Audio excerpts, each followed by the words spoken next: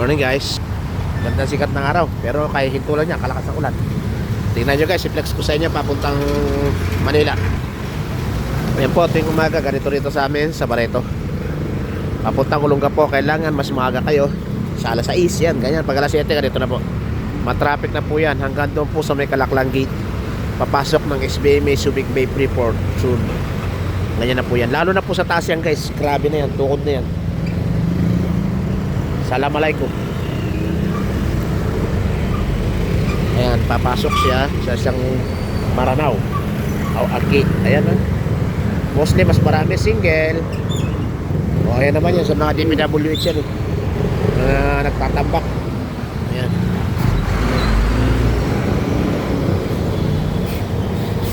Traffic, ayan na po. Araw-araw po yan ganyan. May pasok o wala. Lalo na po pag Sabado at Linggo ako. By the way, punta muna tayo dito sa dagat guys. Yan lang yung dagat sa amin yun. Mga 150 meters, something like that. Or 200 meter. Dagat is there. Ang ocean deep ay na, andito na. Yan, this is bar. Pag nalulungkot ka, pwede ka dyan. Nung maliliit pa kami guys, dinadaanan talaga to. Tandang daan na to eh. Tapos nung hindi pa po pumuputok ang pinatubo, mga idol guys, ito tambak na to eh. Ayan, hanggang dyan po. Hanggang dito ang dagat noon. Dito sumasalpok yung alon. Dito sa lugar na ito. Yan. Pangpang ng dagat ito noon. Ginawa lang to nung pumutok pinatubo. Ayan o. Dito kami dumadaan noon. Hanggang dito yung dagat noon. Dito sumasalpok yung alon. May lumang pier dyan.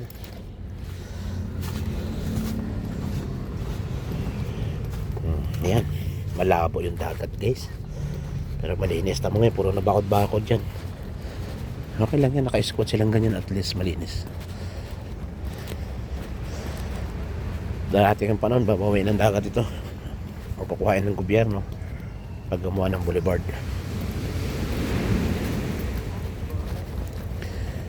Yun, may mga barko guys oh. Barko ng Philippine Navy pa yan o US Navy. Punta na tayo habang maaga pa. Kasi ayan yung ulan guys oh. May bagyo nga po diba, si bagyong Kiko nasa Zambales. Ay part kami ng south na Zambales, Olongapo City. Yan. Yan guys, ang dagat ng Barreto. Ilaki natin, nakaya pa natin ng konti. Ayan ang dagat ng Barreto. Ayun yung pier sana. Ayun yung babaw na rin, wala na. Doon naman po yung ginagawa ngayon ng Kwandon. Ayun yun yung lugar na yun. May ginagawa naman doon na sa may Kali. May ginagawa doon.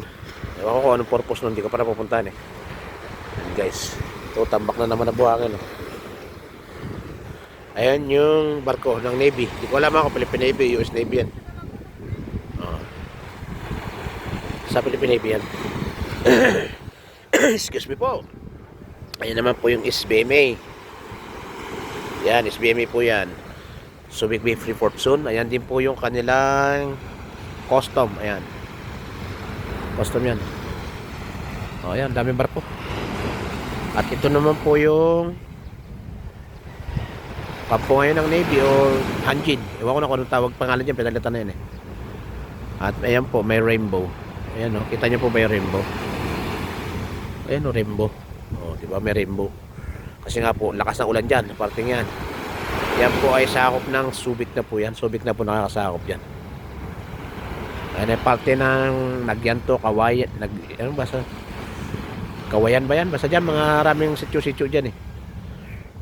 I forgotten. O, yan po guys, gaano kalakas yung ulan. Kaya ako nagmamadali. Magbilad na rin tayo dito sa tabi ng dagat guys. So, ayan o. Yan, palapit na po dito yan. Yan po, yung malakas na ulan sa Subic, Zambales. Ayun, sa Kawag yun o. Napakalakas na yung ulan. May sea of clouds pa. Ayan o, ganda. Pero malakas na ulan yan guys. Kasi nga po kagabi, napakalakas na ulan. Nung araw guys, wala nakatambay na bangka dito. Kahit may bagyo. Sa laot yung mga yan. Mula nung nagkaroon ng problema dyan sa Norte, sa Scarborough, wala na. Puro pang bay cruise na lang. Hanggang dito na lang po muna guys. At tayo po ay Papala muna. Bye-bye.